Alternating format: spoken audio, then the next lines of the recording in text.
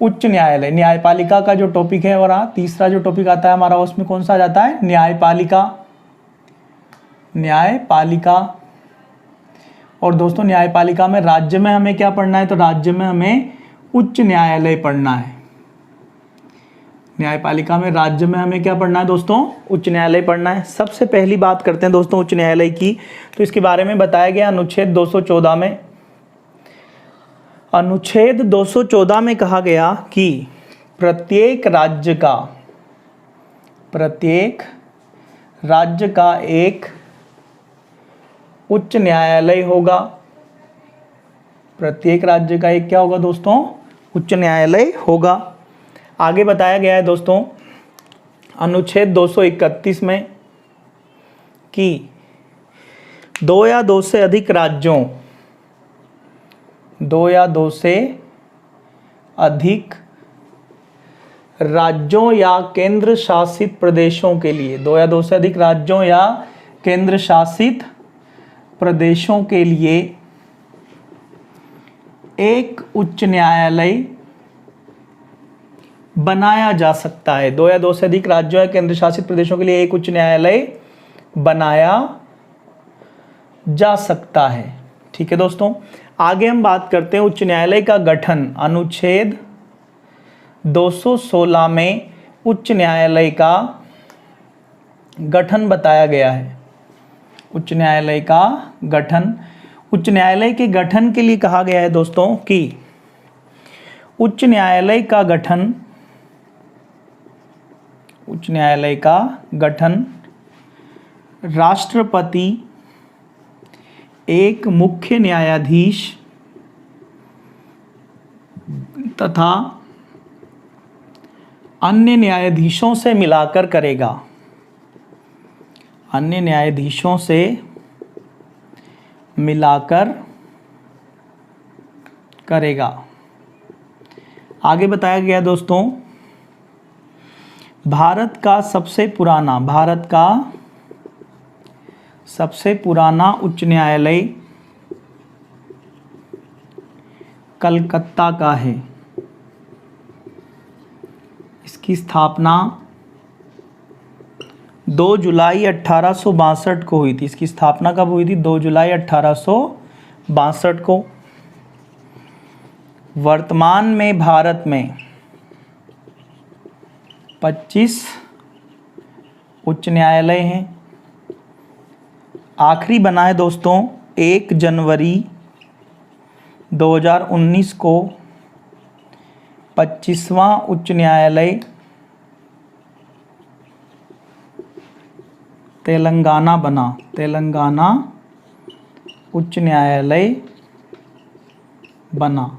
दोस्तों वर्तमान में उच्च न्यायालय कितने हो गए, 25 हो गए। 25वां उच्च न्यायालय कौन सा बना है, तेलंगाना उच्च न्यायालय बना है। इसके बाद हम आगे बात करते हैं दोस्तों उच्च न्यायालय के न्यायाधीशों की योग्यताएं।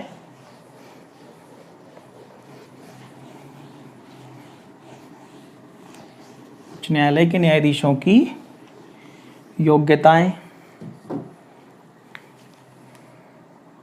योग्यताएं बताई गई है दोस्तों 217 क्लॉज 2 में। 3 योग्यताएं बताई गई है इनकी। पहली योग्यता है भारत का नागरिक हो।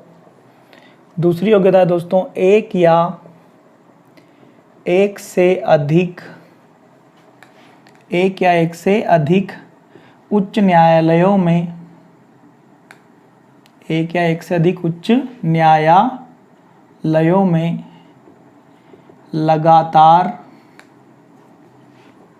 10 वर्षों तक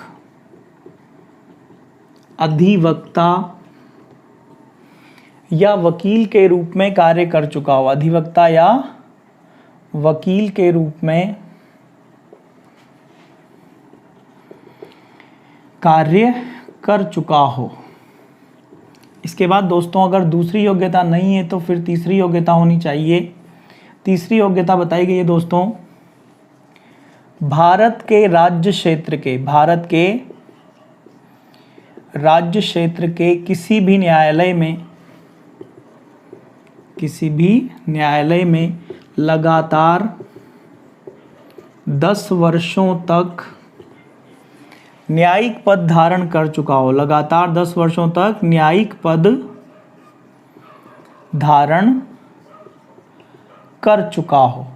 ये इनकी दोस्तों योग्यताएं बताई गई है 3 उच्च न्यायालय के न्यायाधीशों की। पहली योग्यता है भारत का क्या होना चाहिए, नागरिक होना चाहिए। दूसरी योग्यता है दोस्तों इनकी एक या एक से अधिक उच्च न्यायालयों में लगातार 10 वर्षों तक अधिवक्ता या वकील के रूप में कार्य कर चुका हो। अगर दूसरी योग्यता नहीं है तो फिर तीसरी योग्यता होनी चाहिए, और तीसरी योग्यता बताई गई है दोस्तों इनकी भारत के राज्य क्षेत्र के किसी भी न्यायालय में लगातार 10 वर्षों तक न्यायिक पद धारण कर चुका हो। इसके बाद दोस्तों बारी आती कार्यकाल के बाद इनकी शपथ। उच्च न्यायालय के न्यायाधीशों की शपथ के बारे में बताया गया अनुच्छेद 219 में। शपथ के लिए कहा गया कि उच्च न्यायालय के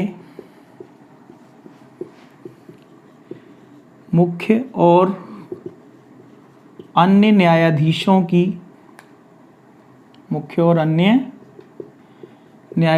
की शपथ का प्रारूप संविधान की तीसरी अनुसूची में दिया गया है। संविधान की तीसरी अनुसूची में दिया गया है, जिसके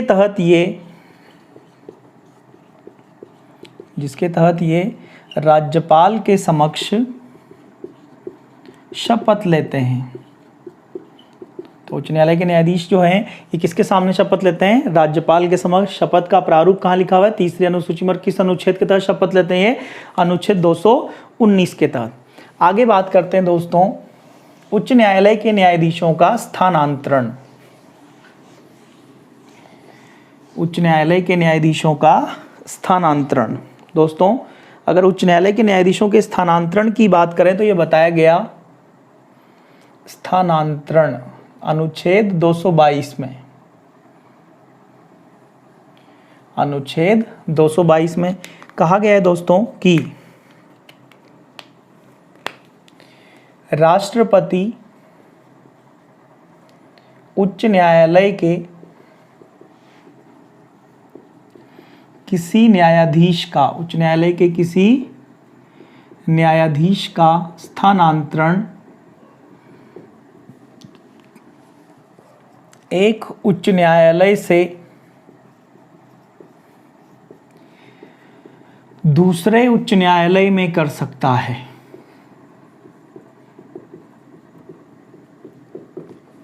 राष्ट्रपति उच्च न्यायालय के किसी न्यायाधीश का स्थानांतरण एक उच्च न्यायालय से दूसरे उच्च न्यायालय में कर सकता है। स्थानांतरण के बाद बारी आती दोस्तों इनके वेतन की। उच्च न्यायालय के न्यायाधीशों का वेतन बताया गया है अनुच्छेद 221 में। वेतन के लिए कहा गया दोस्तों कि उच्च न्यायालय के न्यायाधीशों के वेतन भत्तों का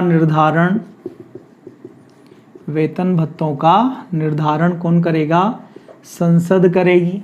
उच्च न्यायालय के न्यायाधीशों के वेतन भत्तों का निर्धारण संसद कानून बनाकर करेगी। अगली बात दोस्तों, वर्तमान में उच्च न्यायालय के मुख्य न्यायाधीश को 2,50,000 रुपये मासिक और अन्य न्यायाधीश को 2,25,000 रुपये मासिक वेतन राज्य की संचित निधि से दिया जाता है। राज्य की संचित निधि से दिया जाता है। ठीक है दोस्तों, एक बार फिर से बात करते हैं। उच्च न्यायालय के न्यायाधीशों का स्थानांतरण बताया गया है दोस्तों अनुच्छेद 222 में। स्थानांतरण के लिए कहा गया है कि उच्च न्यायालय के न्यायाधीशों का स्थानांतरण राष्ट्रपति एक उच्च न्यायालय से दूसरे उच्च न्यायालय में कर सकता है। इसके बाद में स्थानांतरण के बाद में इनका वेतन बताया गया। वेतन के लिए कहा गया दोस्तों कि उच्च न्यायालय के न्यायाधीशों के वेतन भत्तों का निर्धारण कौन करेगा? संसद करेगी। कैसे करेगी दोस्तों इनके वेतन भत्तों का निर्धारण? संसद। तो इन संसद कानून बनाकर इनके वेतन भत्तों का निर्धारण करेगी। अगली बात दोस्तों, उच्च न्यायालय के मुख्य न्यायाधीश को वर्तमान में कितना वेतन दिया जा रहा है? 2,50,000 रुपये मासिक। और अन्य न्यायाधीश को कितना वेतन दिया जा रहा है दोस्तों? 2,25,000 रुपये मासिक वेतन कहाँ से दिया जा रहा है? राज्य की संचित निधि से दिया जा रहा है। इसके बाद बात करते हैं दोस्तों आगे,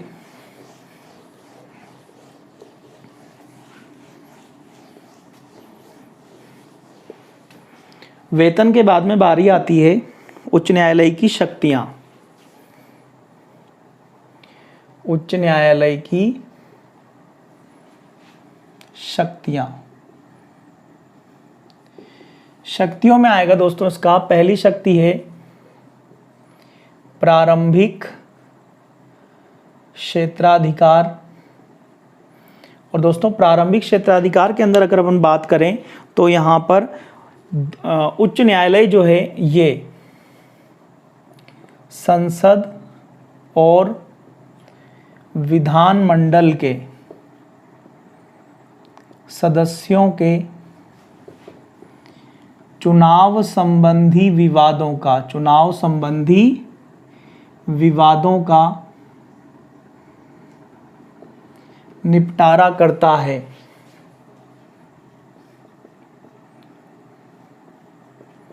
चुनाव संबंधी विवादों का क्या करता है दोस्तों? निपटारा करता है। अगली बात दोस्तों, उच्च न्यायालय मौलिक अधिकारों का संरक्षण करता है। इन दोनों मामलों में उच्च न्यायालय को प्रारंभिक क्षेत्राधिकार है। उच्च न्यायालय की दूसरी शक्ति है दोस्तों याचिका अधिकारिता। याचिका अधिकारिता ये बताई गई है अनुच्छेद 226 में। याचिका अधिकारिता में कहा गया दोस्तों कि उच्च न्यायालय मौलिक अधिकारों को लागू करवाने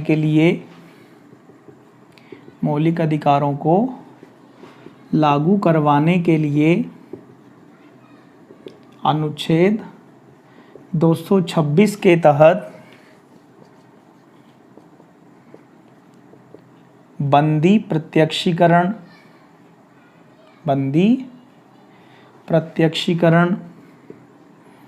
परमादेश, प्रतिषेध, अधिकार परीक्षा तथा उत्प्रेषण रिटें जारी करता है। ये पांचों रिटें अनुच्छेद 32 के तहत सर्वोच्च न्यायालय भी जारी कर सकता है। सर्वोच्च न्यायालय भी जारी कर सकता है। ठीक है दोस्तों, तो ये इसकी याचिका अधिकारिता हो जाती है। एक बार फिर से बता रहा हूँ, हमने देखा प्रारंभिक क्षेत्राधिकार, इसमें कहा गया कि संसद और विधानमंडल के सदस्यों के चुनाव संबंधी विवादों का निपटारा करता है। उच्च न्यायालय जो होता है वो मौलिक अधिकारों का संरक्षण करता है। इसके बाद आता है याचिका अधिकारिता। अनुच्छेद 226 में कहा गया कि उच्च न्यायालय मौलिक अधिकारों को लागू करवाने के लिए अनुच्छेद 226 के तहत बंदी, प्रत्यक्षीकरण, परमादेश, प्रतिषेध, अधिकार परीक्षा तथा उत्प्रेषण रिटें जारी करता है। ये पांचों रिटें अनुच्छेद 32 के तहत सर्वोच्च न्यायालय भी जारी कर सकता है। इसके बाद में दोस्तों उच्च न्यायालय की अगली शक्ति है अपीलीय अधिकारिता। अपीलीय अधिकारिता, तो तीसरी शक्ति है दोस्तों उच्च न्यायालय की अपीलीय अधिकारिता। अपीलीय अधिकारिता की बात करें दोस्तों अगर, तो उच्च न्यायालय दीवानी और फौजदारी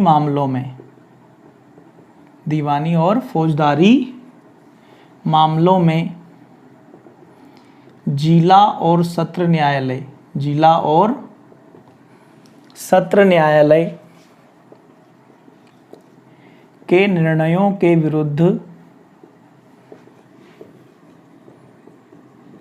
अपीलें सुनता है।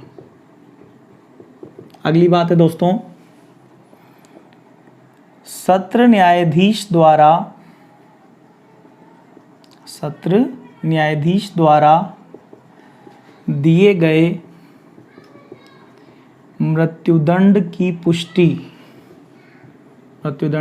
पुष्टि उच्च न्यायालय द्वारा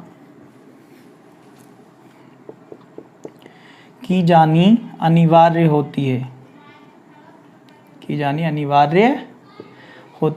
ये उच्च न्यायालय की दोस्तों तीसरी शक्ति है। इसके ऊपर एक बार फिर से बात करते हैं अपन। इसमें बताया गया है अपीली क्षेत्राधिकारिता में कि उच्च न्यायालय दीवानी और फौजदारी मामलों में जिला और सत्र न्यायालय के निर्णयों के विरुद्ध अपीलें सुनता है। सत्र न्यायाधीश द्वारा दिए गए मृत्युदंड की पुष्टि उच्च न्यायालय द्वारा की जानी अनिवार्य होती है। उच्च न्यायालय की चौथी शक्ति है दोस्तों अभिलेख न्यायालय। ये बताया गया अनुच्छेद 215 में।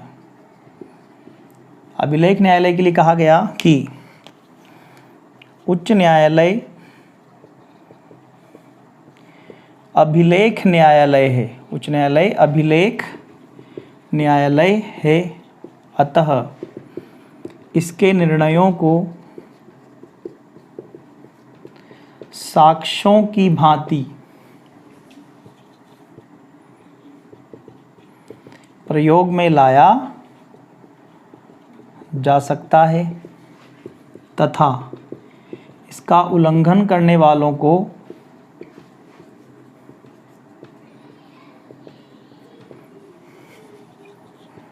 न्यायिक अवमानना का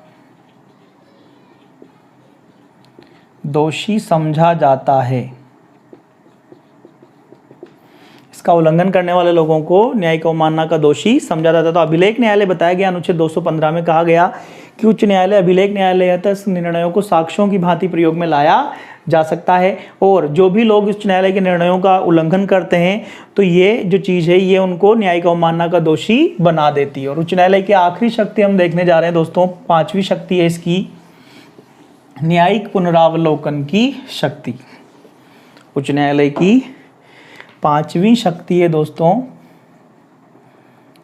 न्यायिक पुनरावलोकन की शक्ति। न्यायिक पुनरावलोकन की शक्ति, इसके तहत उच्च न्यायालय संविधान का संरक्षण करता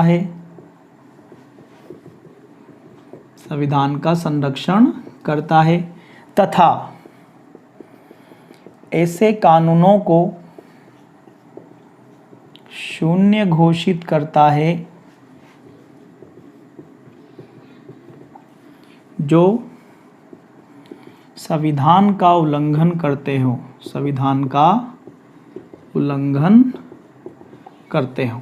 ठीक है दोस्तों, ये उच्च न्यायालय की शक्तियां यहाँ पर कंप्लीट हो जाती है और यहाँ पर हमारा उच्च न्यायालय कंप्लीट हो जाता है। दोस्तों उच्च न्यायालय कंप्लीट होते से हमने राज्य सरकार भी क्या कर ली है, पूरी कंप्लीट कर ली है। ठीक दोस्तों, धन्यवाद।